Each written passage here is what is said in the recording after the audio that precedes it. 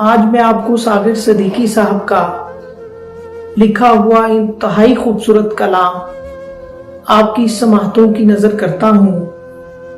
पतझड़ में बहारों की फिजा ढूंढ रहा है, पतझड़ में बहारों की फिजा ढूंढ रहा है।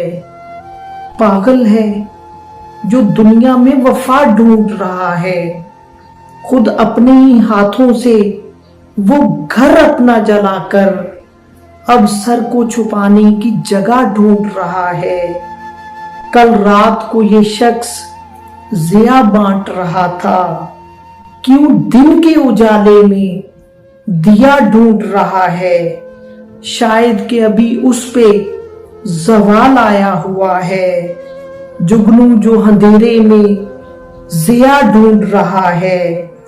कहते हैं कि हर जा पे मौजूद खुदा है, ये सुन के वो पत्थर में खुदा ढूंढ रहा है।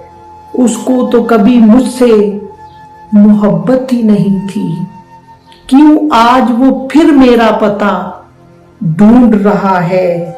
किस शहरे मुनाफिक में ये तुम आ गए सागर, किस शहरे मुनाफिक में ये तुम आ गए सागर। एक दूजे की हर शख्स खता ढूंढ रहा है।